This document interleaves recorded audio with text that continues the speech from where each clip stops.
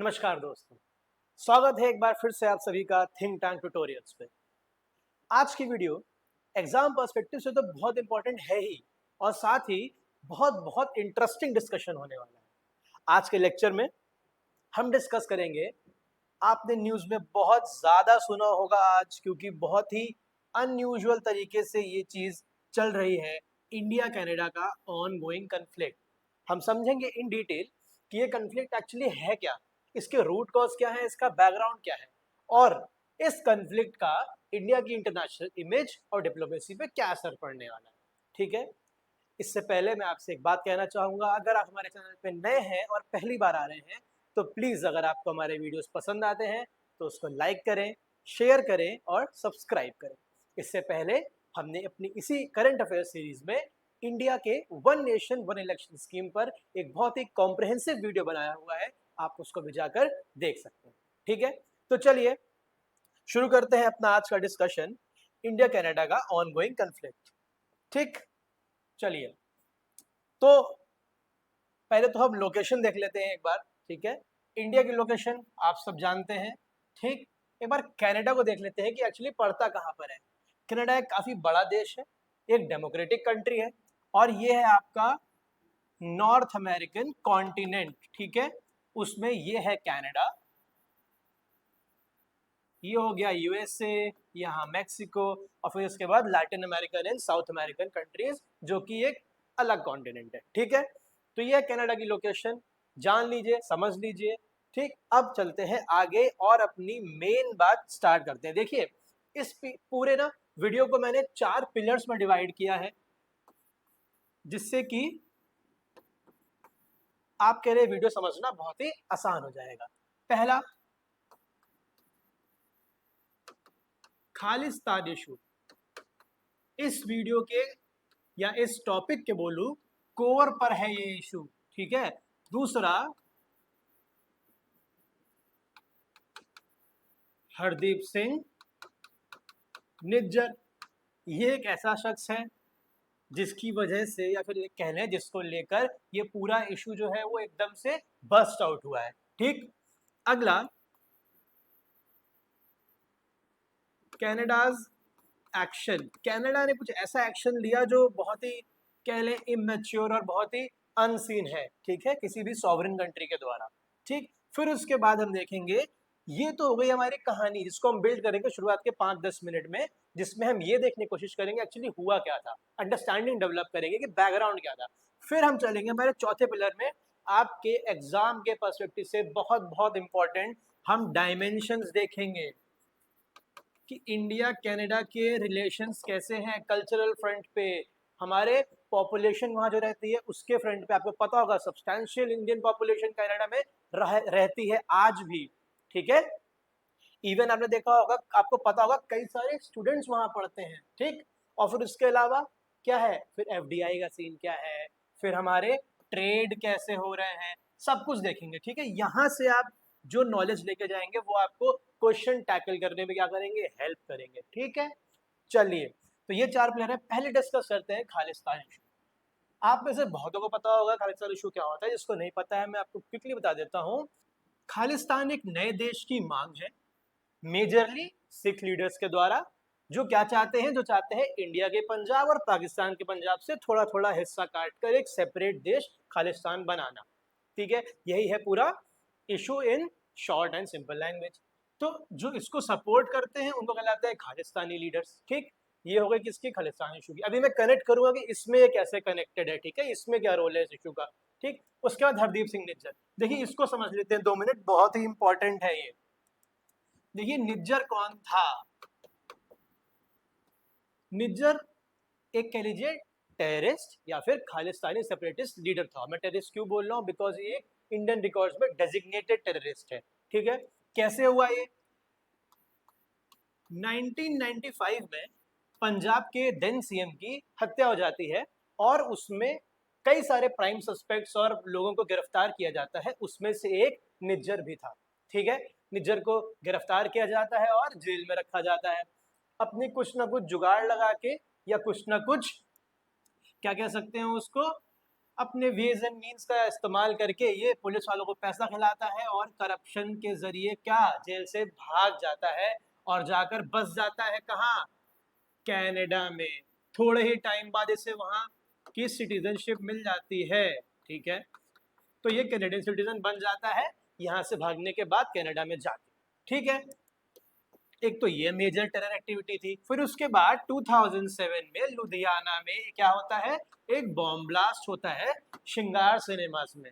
जो लोग पंजाब से हैं उन्हें पता होगा, बहुत ही दुखद घटना थी, ठीक है। करीब करीब 6 people were killed, almost 6 people were killed, ठीक है, वर किल्ड, ठीक। तो इसी सब एक्टिविटीज की वजह से ये इंडिया का one of the most wanted क्या था, टेररिस्ट था। इवन और अब क्या कर रहा था ये, अभी खालिस्तानी सेपरेटिस्ट एक्टिविटीज को बहुत प्रमोट कर रहा था।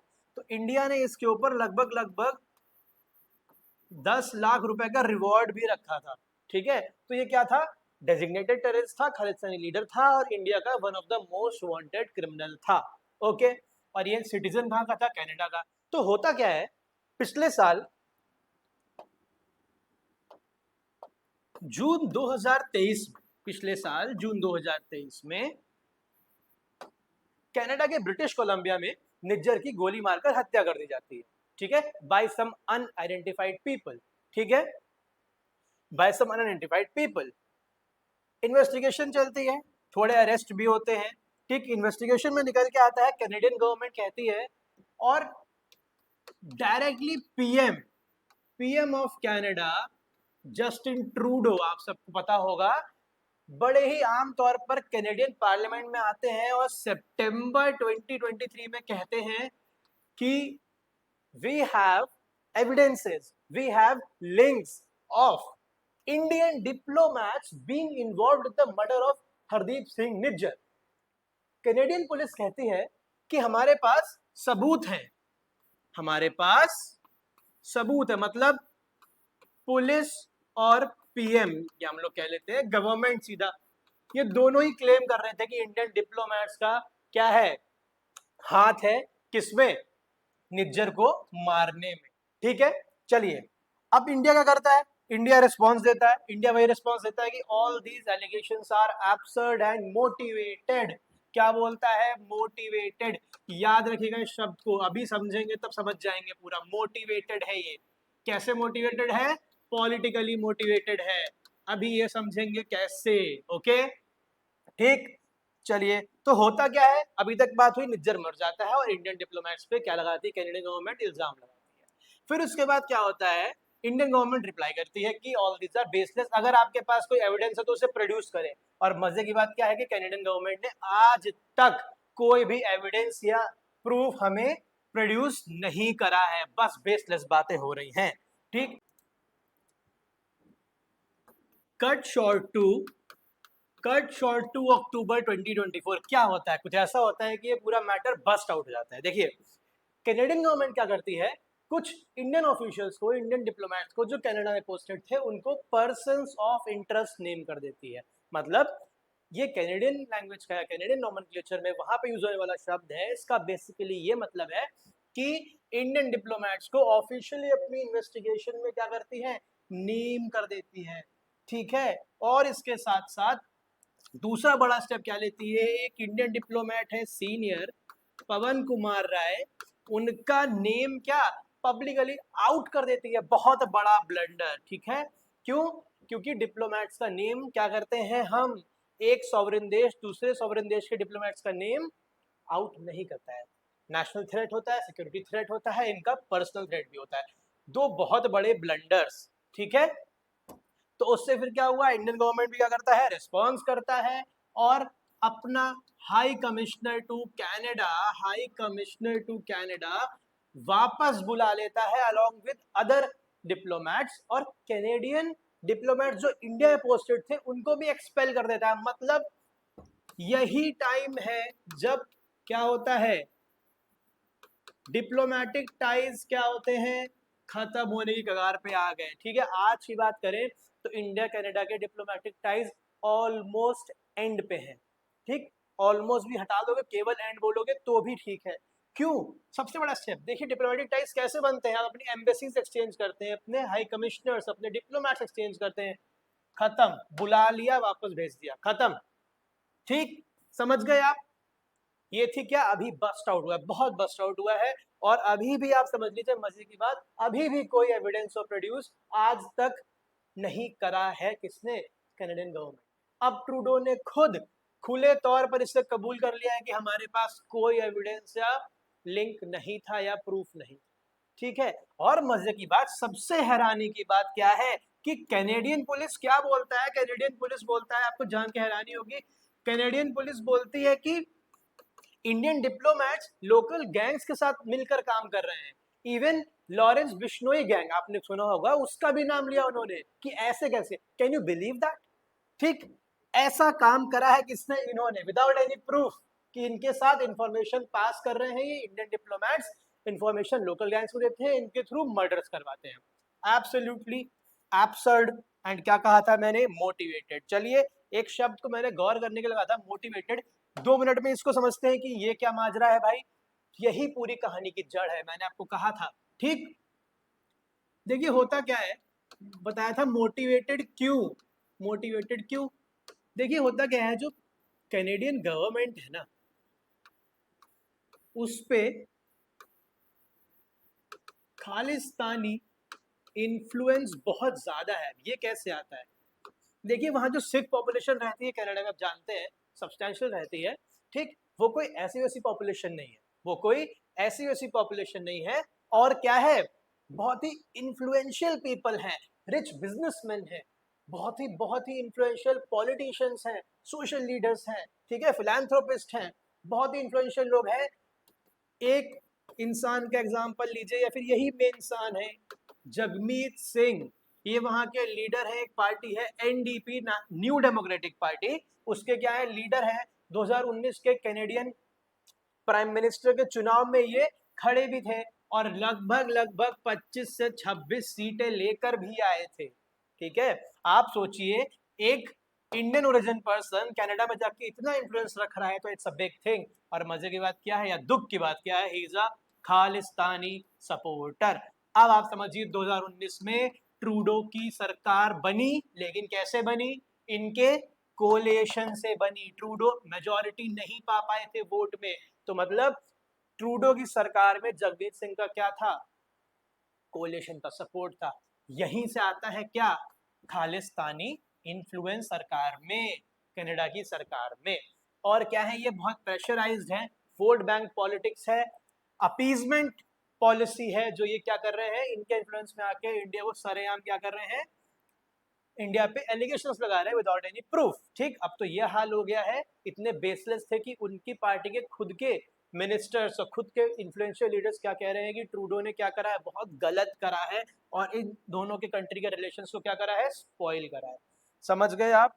तो ये थी पूरी बात। अब एक बार जो मैंने आपको 4 पिलर्स कहे थे, अब आप समझ गए कि ये क्या हो रहा है, ये इन्फ्लुएंस कहाँ से आ रहा है, ये इन्फ्लुएंस कहाँ से आ रहा है, आप समझ गए। ठीक, तो ये 3 आई गेस क्लियर हो गया होगा। अब चलते हैं किस पे? डायमेंशंस पे। अब चलते हैं किस पे? डायमेंशंस पे, कि आपके एग्जाम पर्सपेक्टिव से ये इंपॉर्टेंट क्यों है, और क्या क्या टॉपिक्स आपको पढ़ने की जरूरत है, और किस तरीके से पढ़ने की जरूरत है कि आपके एग्जाम में ये काम आएगा। क्वेश्चन भी देखेंगे, ठीक है। चलिए, हाँ, ये पूरा बैकग्राउंड है, मैं लिख के लाया था आपके लिए। आप चाहें तो पढ़ सकते हैं इसको, मैं 2 मिनट के लिए किनारे हो जाता हूँ, या इसकी पीडीएफ में टेलीग्राम चैनल पे अपलोड कर दूंगा। थिंक टैंक ट्यूटोरियल्स का नाम से ही चैनल है, आप उसको सब्सक्राइब कीजिए, ज्वाइन कीजिए, वहां आपको ये पीडीएफ और बाकी सारे इंपॉर्टेंट अपडेट्स मिल जाएंगे। इसमें मैंने पूरा बैकग्राउंड आपके लिए लिखा हुआ है, ठीक है। चलिए, इसको हटाते हैं। ये देखिए, मिर्जा के बारे में पूरा लिखा हुआ है कि क्या हुआ था। 1995 में मर्डर हुआ था पंजाब चीफ मिनिस्टर का, उसमें इन्वॉल्व था। 1997 में भाग जाता है, कनाडा में सेटल हो जाता है। उसके बाद 2007 के बॉम्ब ब्लास्ट में इसका हाथ था। जून 18 2023 में ये मारा जाता है, ठीक है।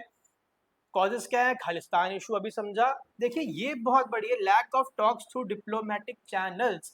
कनाडा ने क्या करा, आमतौर पर खुले तौर पर पार्लियामेंट में आके अनाउंस कर दिया। ऐसे डिप्लोमेटिक टॉक्स नहीं होते हैं, दो सॉवरेन कंट्रीज के बीच में डिप्लोमेटिक चैनल्स के थ्रू बात होते हैं। मतलब ऐसे खुले तौर पर एक मीडिया में आके ये नहीं कहा जाता है, ऐसे एलिगेशंस नहीं लगाए जाते, ठीक है। एक चैनल के थ्रू बात होता है, वो नहीं हुआ। और पॉलिटिकल मोटिवेशंस अभी आपको मैंने समझाया, ठीक। ये वही चीज है कि कैसे एक्शन था कनाडा का 13 अक्टूबर को और इंडिया का रिस्पॉन्स था 14 अक्टूबर को, ठीक। आप देखिए सबसे इंपॉर्टेंट चीज एग्जाम पर्सपेक्टिव से, ठीक। Dimensions of India Canada relations, culture relations देखते हैं, ठीक। देखिए कनाडा में significant Indian diaspora, what is diaspora? किसी एक कंट्री के लोग अगर दूसरी कंट्री में बसे हुए हैं एनआरआईज के फॉर्म में या POIs, persons of Indian origin, PIOs not POIs, तो वो क्या कहलाएंगे? वो इंडियन डायस्पोरा। जैसे कि इंडिया के लोग जो कनाडा में बसे हैं जाके, वो क्या है? Indian diaspora in Canada. जो इंडिया के लोग यूएसए में बसे हैं जाके, वो क्या है? Indian diaspora in USA. तो अगर इंडियन डायस्पोरा इन कनाडा की बात करें तो कनाडा की पॉपुलेशन का लगभग 4%, मतलब अगर 100 लोग कनाडा में रहते हैं तो 4% क्या है? इंडियन ओरिजिन है, इंडियन डायस्पोरा है, ह्यूज नंबर, ठीक। इसी को रिकॉग्नाइज करते हुए कनाडा ने क्या करा? अप्रैल को सिख हेरिटेज मंथ भी डिक्लेयर करा। इससे आपको दिखाई पड़ता है कि कितना वहां पे कल्चरल इन्फ्लुएंस है और क्या है, सिख लीडर्स का क्या है वहां पे बोलबाला है, या फिर कह लीजिए उनको वैल्यू करी जाती है, ठीक।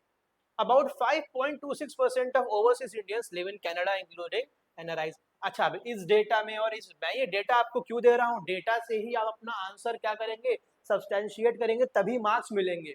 ये लिख के मार्क्स नहीं मिलेगा केवल इंडिया सिग्निफिकेंट इंडियन डायस्पोरा ना, ये लिख के, ठीक है, ये भी क्या है? एग्जाम्पल है, ठीक। ये सब डेटा जितना दे रहा हूँ इसमें आपने अगर दो चीजें भी याद रख ली ना तो आपके क्या हो जाएगा? आपका आंसर बहुत अच्छा हो जाएगा, आंसर आपको मार्क्स फेच करेगा, ठीक। अब इसमें और इसमें फर्क क्या है? ये कह रहा है कि कैनेडियन पॉपुलेशन में अगर 100 लोग रहते हैं तो 4% इंडियंस है। ये कह रहा है अगर 100 इंडियंस बाहर रहते हैं तो उनमें से लगभग 5.26, राउंड ऑफ कर लेता हूं 5 क्या है? इंडियंस है, ठीक। ये डिफरेंस है। The Canadian parliament has over 15 Indian origin MPs. अब आप सोचिए कितनी बड़ी बात है, 15 इंडियन ओरिजिन एमपीज है करंट कैबिनेट में। इन्फ्लुएंस की जो बात मैं कर रहा था आपसे, जो इन्फ्लुएंस की बात मैं कर रहा था आपसे, आप देख सकते हैं, ठीक। आखिरी पॉइंट हमने अभी डिस्कस करा, ठीक, न्यू डेमोक्रेटिक पार्टी। चलिए आगे बढ़ते हैं, थे कल्चरल रिलेशंस। अब देखिए एजुकेशन की फील्ड में क्या है? 2022 के मिनिस्ट्री ऑफ एक्सटर्नल अफेयर्स के डेटा की बात करें तो 13.83% of the estimated 13,24,954 Indian students क्या है? कनाडा में पढ़ते हैं। मतलब ये टोटल इंडियन स्टूडेंट्स हैं जो बाहर के देशों में पढ़ते हैं, उसमें से लगभग 14% भी आप लिख दोगे तो भी आपको काम चल जाएगा। अबाउट 14% कहाँ है? कनाडा में है। मतलब फिर वही बात, अगर 100 है तो 14 कहाँ है? कनाडा में है। कहाँ है? कनाडा में है, ठीक। समझ गए? Am I clear? कोई भी डाउट हो फिर से बोल रहा हूँ, आप पूछ सकते हैं हमारे टेलीग्राम चैनल पे या कमेंट ड्रॉप कर सकते हैं, हम डेफिनेटली उसको एड्रेस करने के लिए वीडियो आपके लिए लेकर आएंगे, ठीक है। ये एजुकेशन था। अब एफडीआई की बात करें, foreign direct investment 18th largest source है कनाडा, ठीक है। इन्वेस्ट इंडिया के डेटा के अनुसार से ये भी आप क्या कर सकते हैं? यूज कर सकते हैं। आप देखिए क्या फिगर्स, अप्रैल 2000 से लेकर जून 2023 तक total FDI inflow from Canada was about 3.64 billion US dollars, that is approximately 0.56% of India total FDI. Okay, clear. Trade की बात करें, कनाडा इंडिया क्या है? 35th लार्जेस्ट ट्रेडिंग पार्टनर है फाइनेंशियल ईयर 2022 और 23 के हिसाब से, ठीक। 0.70% इंडिया के ट्रेड का कहां से होता है? कनाडा के साथ होता है, ठीक। Am I clear? बहुत ही आसान लैंग्वेज, बहुत इजी पॉइंट्स है, ये आपको यूज करने हैं। ये तो आप पढ़ लोगे, इसको यूज कैसे करना है वो इंपॉर्टेंट है, वो मैं आगे बताऊंगा। टूरिज्म की बात करें, Canada is India 4th largest source of tourist, 5.3% of all 5.3% of all foreign tourist arrivals in 2021, ठीक है। मतलब जितने भी टूरिस्ट इंडिया में आए 2021 में, उसमें 5.3% कहां से आए? कनाडा से आए, ठीक। जून 2010 इंडिया एंड कनाडा, देखिए ये बहुत इंपॉर्टेंट होता है, ये बहुत इंपॉर्टेंट होता है। टेक्नोलॉजिकल कोलैबोरेशन बहुत इंपॉर्टेंट होता है, आपने देखा होगा जैसे कि एग्जांपल क्या है, ब्रह्मोस के लिए इंडिया और रशिया ने किया था ना, ऐसे ही कई सारे क्या चलते रहते हैं, कोलैबोरेशन चलते रहते हैं, ये लॉन्ग टर्म रिलेशंस आपके अच्छे करते हैं, ठीक है। तो इसके भी दो एग्जांपल है, आप देख लीजिए। अच्छा, इसके बारे में बता दूं, अंतरिक्ष क्या है, इसरो कमर्शियल आर्म, मतलब ये क्या करता है, ये इसरो की जितनी भी रिसोर्सेज है, जितनी भी एक्सपर्टीज है, उसको सोर्स आउट करता है कमर्शियलाइज करने के लिए। जैसे कि मान लीजिए प्राइवेट क्या है, स्टार्टअप है स्पेस टेक में, तो उसको इसरो के रिसोर्सेज की जरूरत हो सकती है, इसरो की एक्सपर्टीज की जरूरत हो सकती है। तो ये क्या करता है, ये इनको सोर्स आउट करता है, और उससे फिर क्या रेवेन्यू जनरेशन तो होता ही है, और साथ साथ हमारा जो स्टार्टअप कल्चर है, जो टेक्नोलॉजिकल क्या है अपग्रेडेशन का कल्चर चल रहा है, खासकर स्पेस टेक में, उसको क्या मिलता है, बूस्ट मिलता है। ठीक, एम आई क्लियर? चलिए अब देखते हैं, ये पूरा हमने आपको दे दिया है, पीडीएफ भी आपको मिल जाएगी, इसको आप और डिटेल में पढ़ना चाहें तो आप रोक के आराम से पढ़ सकते हैं। अब आती है मेन क्या मुद्दे की बात। एक पीवाईक्यू मैंने आपके लिए यहाँ पे रखा हुआ है, 2020 पूछा गया था, आप पढ़ लीजिएगा, दिस इज नॉट इम्पॉर्टेंट, ठीक है, मतलब इम्पोर्टेंट है आपके आइडिया के लिए, लेकिन उससे ज्यादा आपका ध्यान कहाँ होना चाहिए, पोटेंशियल क्वेश्चन। एक क्वेश्चन मैंने बनाया है, इस टाइप का क्वेश्चन पूछा जा सकता है, ठीक है। देखिए कैसे, India-Canada relations have been on a decline in the recent time. Discuss the impacts of such tensions on bilateral and multilateral front worldwide. मैंने जानबूझ के ना ये शब्द यहाँ पे डाला है, बिकॉज अभी मैंने जो भी डिस्कस करा आपके साथ, वो क्या था, वो बाइलेटरल सारे रिलेशंस हमने डायमेंशंस देखे, तो आप ये तो कर ले जाओगे बेटा, लेकिन ये ऐसी चीजों के लिए आपको तैयार रहना पड़ेगा। मैं ये समझता हूं कि अगर आपने ये पूरा वीडियो ध्यान से देखा है, तो आप इसको टैकल कर ले जाओगे। अगर ऐसी कोई भी आपदा आती है एग्जाम में, कोई भी टॉपिक पढ़ने के बाद, तो उसके आसपास पेरिफेरल इश्यूज आपको टैकल करने की आदत डालनी पड़ेगी। ठीक, अभी देखो, डिस्कस करें इस क्वेश्चन को, डिस्कस करें। देखिए बाइलेटरल, चलिए मैं लिखना सिखा देता हूं आपको फटाक से। इंट्रो में क्या रहेगा, इंट्रो में रहेगा क्या, इंट्रो में रहेगा आपका, देखिए सबसे अच्छा इंट्रो होता है, या फिर आपके पास कोई डेटा हो, या फिर करंट रेलेवेंस हो, या कोई फैक्ट हो। अब यहाँ पे क्या है, आपको पता है करंट से क्वेश्चन बना है, करंट रेलेवेंस है, बेस्ट इंट्रोडक्शन 2-3 लाइंस में डिफाइन कर दीजिए कि the India Canada relations have been on a decline due to some of the major issues, out of which the primary was Khalistan issue, या फिर any other introduction that you seem suitable. ठीक, उसके बाद body पर आ जाइए। Body में क्या है, जो पूछ रहा है उसे वही दीजिए। क्या पूछ रहा है, बाइलेटरल पहले पूछ रहा है, पहले बाइलेटरल दीजिए। हेडिंग डालिए बाइलेटरल इम्पैक्ट्स, पहला इम्पैक्ट ऑन एजुकेशन, जिससे बताइए कि इंडियन स्टूडेंट्स वहां क्या करेंगे, सफर करेंगे। एग्जाम्पल दीजिए किसका, इंडिया ऑस्ट्रेलिया में जो हुआ था, देखा याद है ना, एक मूवी बनी थी उस पे, मूवी का नाम बताइएगा कमेंट्स में, कौन सी मूवी थी, ठीक है, मूवी बनी थी। उसके बाद आप इसमें अपना क्या बता सकते हैं, यूज करिए, डेटा का यूज करिए, इतने आप क्या दिखाने के लिए कितने ज्यादा स्टूडेंट्स वहां पढ़ते हैं, इस डेटा को यूज करिए, इसीलिए दिया था आपको। फिर उसके बाद आप यूज क्या करेंगे, सेम फॉर्मेट में आप एफडीआई यूज करेंगे, कल्चरल रिलेशंस यूज करेंगे, और हर एक पॉइंट को डेटा से सब्सटैंशिएट करते जाएंगे, तभी आपको मार्क्स मिलेंगे, तभी आप क्या है, आपका आंसर स्टैंड आउट करेगा बच्चा। ठीक, अब देखो ये तो कर लोगे। अब देखो बात करें मल्टीलेटरल।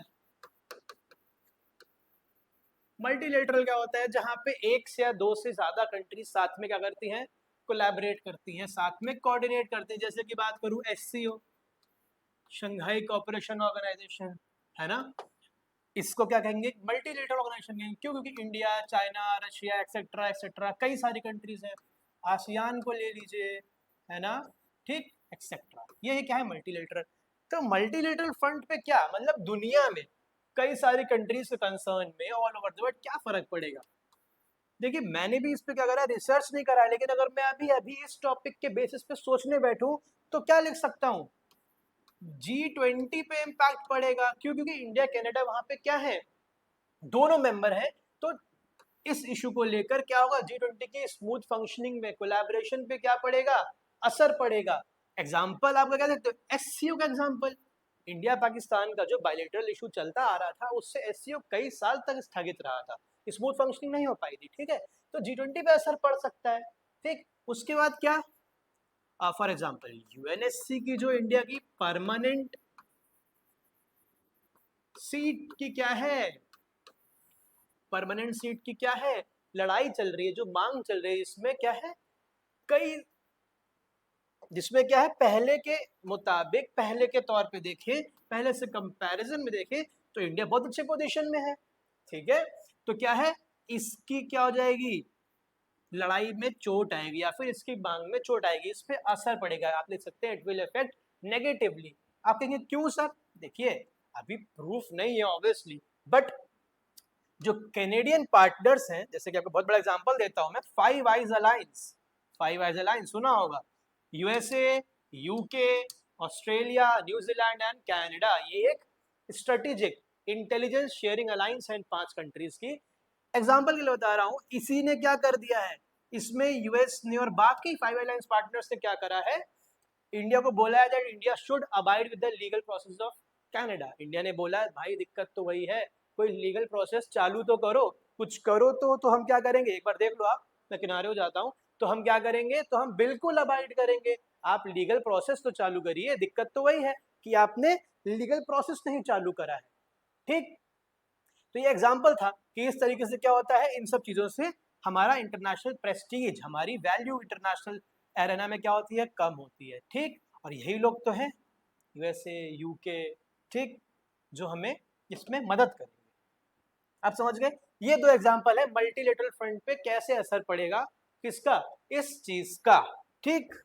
चलिए आई होप कि ये पूरा क्या है, अच्छा बहुत इंपॉर्टेंट चीज, जब भी ऐसे क्वेश्चन पूछे जाए ना जहां इश्यूज और चैलेंजेस डिस्कस हो रहे हैं, वहां आप क्या करोगे, वहां आप क्या करोगे, वहां आप बेटा वे फॉरवर्ड जरूर दोगे, आप डिप्लोमैट बनने जा रहे हो, आप एडमिनिस्ट्रेटर बनने जा रहे हो, सोल्यूशन ओरिएंटेड होनी चाहिए आपकी बातें, ठीक है। नहीं पूछा है फिर भी, खासकर जिस क्वेश्चन में चैलेंजेस या इश्यूज डिस्कस करे हुए हैं, तो वे फॉरवर्ड क्या लाया है आपके लिए, वे फॉरवर्ड क्या है, क्या करें, एड्रेस खालिस्तान इशू, बिल्कुल कनाडा क्या करे, कोऑपरेट करे, इंडिया की सोवरेनिटी का सवाल है, खालिस्तान इशू को सप्रेस करने में देखिए इंडिया बहुत टाइम से कनाडा से इस पे बात कर रहा है, ठीक है। तो अभी रिसेंटली जो हो रहा है सो हो रहा है, इंडिया बहुत टाइम से बात कर रहा है कनाडा से कि खालिस्तान इशू को एड्रेस करिए आप, ठीक। तो इसको एड्रेस करना क्या है, एक लॉन्ग टर्म सोल्यूशन है।